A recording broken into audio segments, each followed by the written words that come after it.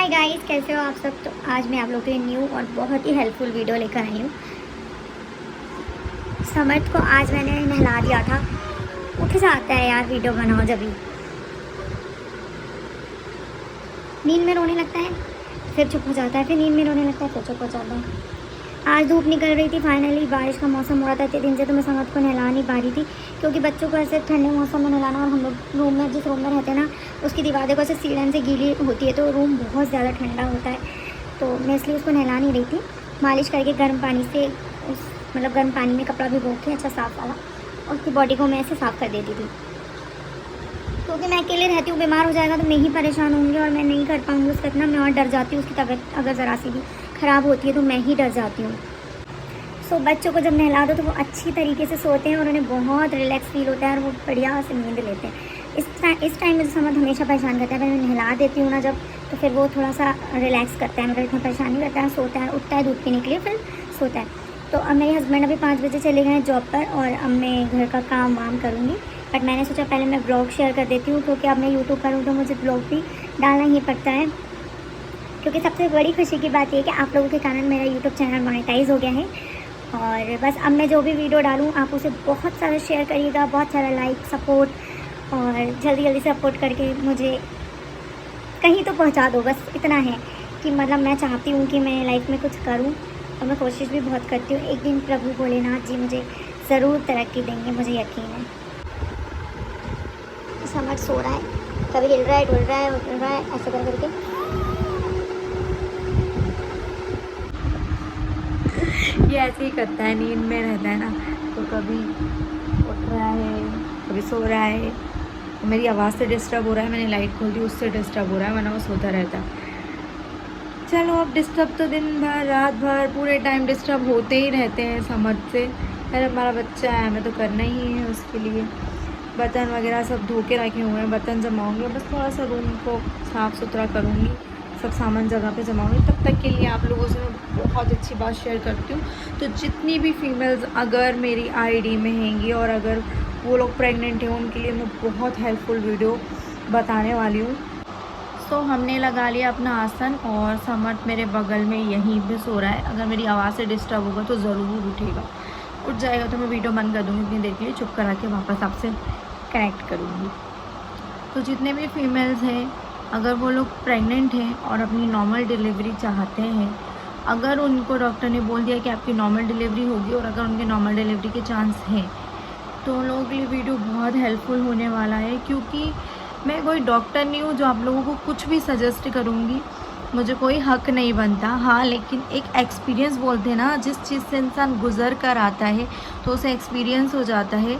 और मैं डॉक्टर नहीं हूँ, लेकिन जब मेरी डिलीवरी हुई थी तब मेरे पास डॉक्टर थे उस टाइम, तो उन्होंने मुझे क्या क्या सलाह दे रहे थे उस वक्त। तो आप तो अभी लेबर रूम में जाओगे नहीं, जब आपको पेन्स आएंगे, जब आपको दर्द उठेगा, आप तभी हॉस्पिटल जाओगे, तभी लेबर रूम में जाओगे, और आपको सारी चीज़ें तभी पता चलेंगी।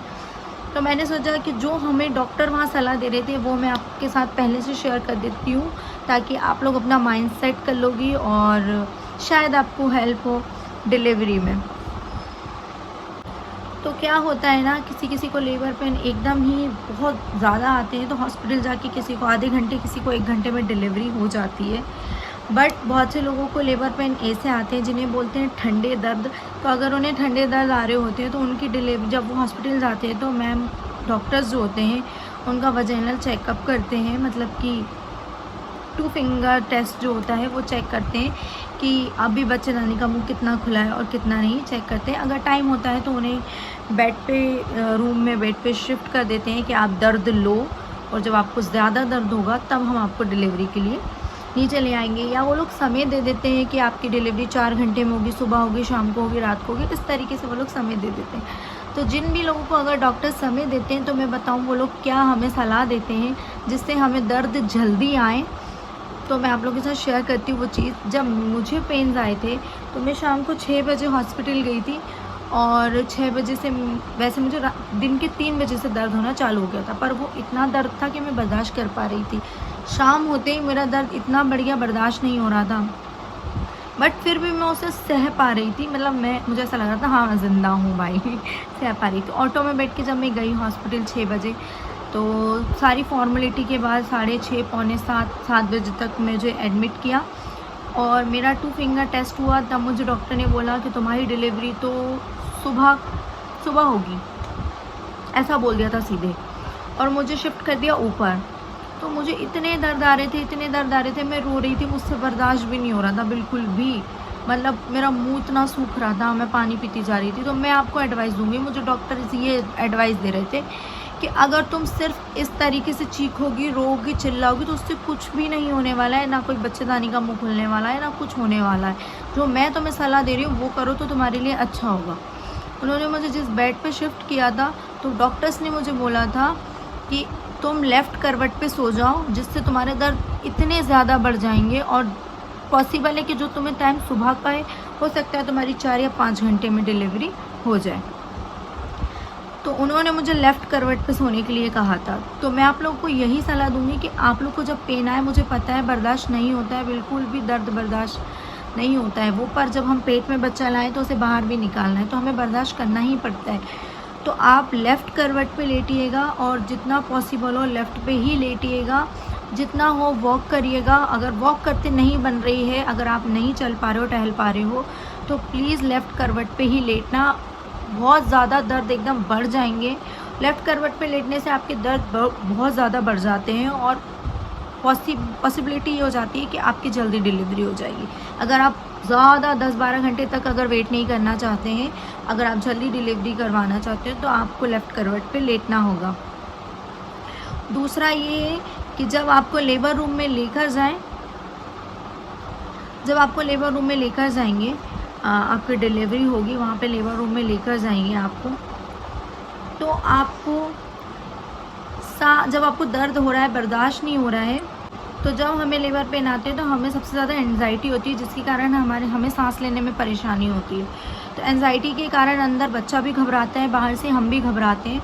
तो जितना पॉसिबल हो सके आप पॉजिटिव रहिएगा, अच्छा सोचिएगा कि हाँ मैं जल्दी से फ्री हो जाऊँगी, भगवान मुझे जल्दी फ्री कर दो। और सांस जैसे हम नॉर्मल लेते हैं ना, हम नॉर्मल सांस लेने की कोशिश कीजिएगा, ऐसे नाक से लेके मुंह से छोड़िएगा। जब आप ऐसा करोगे ना, आपको दर्द में भी बहुत रिलीफ होगा। ये मुझे डॉक्टर सलाह दे रहे थे वहाँ पर, और मैं ऐसा कर रही थी, तब मुझे बहुत रिलीफ मिल रहा था, मैं सच बता रही हूँ। तो अब मैं तीसरा पॉइंट आपके साथ, दूसरा पॉइंट आप ध्यान रखना, आपको सांस ऐसी नॉर्मल तरीके से लेनी है। पॉसिबल नहीं होगा, लेकिन आपको दिलो जान से कोशिश करनी है, ठीक है। और तीसरा लास्ट ये है कि जब आपको लेबर पेन्स आ रहे हैं ना, तो लेबर पेन्स क्या होता है ना, बीच बीच में रुक जाते हैं, थोड़ी देर में आते हैं, फिर जल्दी आने लगते हैं। तो हम लोग क्या करते हैं कि जैसे लेबर पेन आते हैं ना, मतलब हमें जब दर्द हो रहा होता है ना, तो हम तभी ताकत लगा रहे होते हैं, हम नीचे की तरफ ऐसे करके पुश कर रहे होते हैं, अंदर से हमारे नीचे की तरफ पुश कर रहे होते हैं, बेबी बाहर निकल जाए। हमारी मेंटलिटी ये रहती है कि हम ताकत लगाएं और बेबी बाहर निकल जाए, बेबी बाहर निकल जाए। तो ऐसा आपको बिल्कुल नहीं करना है, इससे आप थक जाओगे पहले ही, क्योंकि ये आपके लेबर पेन्स नहीं है। जब आपको लेबर पेन आएगा तो वो आपसे बिल्कुल ही बर्दाश्त नहीं होगा, जब बेबी बिल्कुल ही बाहर जाओगा, 4-6 सेंटीमीटर बच्चेदानी का मुंह खुल जाएगा, तब आपसे बिल्कुल ही दर्द बर्दाश्त नहीं होगा, यकीन मानिए। उस वक्त आपको ये करना है, आपको पहले से जोर नहीं लगाना है कि बच्चा, हमें जोर लगाऊंगी तो बच्चा जल्दी निकल जाएगा। ये हमारी मेंटलिटी है कि हमें जोर लगाना। आपको जोर कब लगाना है ये आप नोट कर लो बात को। जैसे ही आपको पेन आए, मतलब तब नहीं, जब आप कहीं रूम में शिफ्ट हो ना, तब आपको जोर नहीं लगाना है। जब आप लेबर रूम में जहाँ डिलीवरी होती है उस बेड पर हो आप, तब आपको जैसे ही पेन आए ना, तो आपको तब जोर लगाना है, ऐसे करके, ऐसे करके। आपको ऊपर की तरफ सांस मत खींचना, मुंह से सांस छोड़ना, ऊपर की तरफ सांस मत खींचना, जिससे आपका बच्चा ऊपर खींचेगा, नीचे तो आएगा, लेकिन जब आप ऊपर सांस खींचोगे ना तो वापस ऊपर चढ़ जाएगा, तो आपकी जितनी भी मेहनत होगी ना पूरी वेस्ट चली जाएगी। आपको नीचे की तरफ मुंह से ऐसे सांस छोड़नी है। जब आप जोर लगाओगे ना, ऐसा करना है, ऐसे करके आपको जोर लगाना है। आपको चीखना बिल्कुल भी नहीं है, चौथा पॉइंट मैं आपको बताऊंगी, आपको बिल्कुल चिल्लाना नहीं है। आप जितना चिल्लाओगे मुंह सूखेगा, एनर्जी वेस्ट हो जाएगी सारी की सारी, आप ताकत नहीं लगा पाओगे बेबी बाहर निकालने में, और आप सिर्फ परेशान होते रहोगे। डॉक्टर्स परेशान रहेंगे, आप परेशान होगे, बेबी बाहर नहीं आएगा, अंदर बेबी घबराएगा, उसकी हार्ट बीट लो होती जाएगी, कम हो जाएगी, ठीक है ना। बेबी पे बहुत रिस्क आ जाता है अगर हम ऐसा करते हैं। तो सांस ऊपर लेते हैं तो बच्चा खिंचता है ऊपर, बार बार अंदर बार बच्चा होता है, बच्चा घबराता है, तो फिर उसकी जान पे बात बनी आती है, ठीक है ना। और जब हम चीखते चिल्लाते हैं, हमारा गला सूखता है, हम पहले ही थक जाते हैं। तो ये आपके लिए मैं एक टिप्स दूंगी कि अगर आप चिल्लाओगे नहीं ना तो बहुत सारी चीज़ें अच्छी हो जाएंगी, नॉर्मल हो जाएगी। आपको पता है आप प्रेग्नेंट हुए, पेट में बेबी, आपको उसको बाहर निकालना ही है ना, ये तो कंफर्म है ना। दर्द होगा ये आपको भी कंफर्म है। मैं आपको पहले से इसलिए बता रही हूँ कि आप तैयार हो जाओगे इस चीज़ के लिए कि हमें लेबर पेन्स बहुत ज़्यादा आएंगे, बहुत दर्द भरे आएंगे, लेकिन हमें ये समझदारी ज़रूर दिखानी है। तो जितने भी चारों टिप्स है फॉलो करना। तो चौथा टिप्स यही है कि आप चिल्लाना मत बिल्कुल भी। आपको ऐसे करना है, जब आपको दर्द आए आप जोर लगाओगे ना, दर्द आएगा तभी जोर लगाना, और जब जोर लगाओगे तो आपको यूँ करना है, आपको मुंह बंद करके जोर लगाना है, मुंह बंद कर। मुझे डॉक्टर्स जितने एडवाइस दे रहे थे मैं आपके साथ शेयर कर रही हूँ।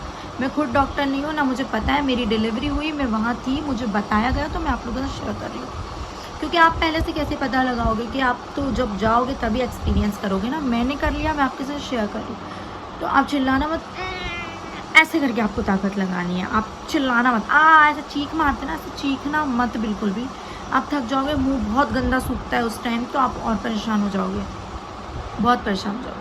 आपको जितना हो सके मुंह बंद करके ताकत लगानी है, जोर लगाना है, ताकि बेबी को नीचे की तरफ पुश करना है। जब पेन्स आए तो आपको चिल्लाना नहीं है, ध्यान रखना, आपको ऐसे करके जोर लगाना है, ठीक है। तो अगर आप ये चारों टिप्स फॉलो करते हो तो आपको बहुत हेल्प हो जाएगी कि जो डिलीवरी आपकी 10-12 घंटे में होने वाली थी वो 4-5 घंटे में हो जाएगी, आप फ्री हो जाओगे जल्दी से। तो आपको ये चीज़ें फॉलो कर लेनी है जो मैं बता रही हूँ आपको। और तो लास्ट यही एडवाइस दूंगी, जब आपको पेन्स आने स्टार्ट हो और आप हॉस्पिटल में पेन्स ले रहे हो, तब आप काली चाय पीना 3-4 बार ऐसे करके, थोड़ी देर में, 2-2 घंटे में। उससे भी आपके पेन्स बढ़ते हैं। और वीडियो आपको कैसा लगा बताइएगा ज़रूर, और आप वीडियो को बहुत शेयर कीजिएगा, जिनको ज़रूरत होगी उनके बहुत काम आने वाली है। तो आप वीडियो को शेयर करना, लाइक करना, सपोर्ट करना। Bye guys.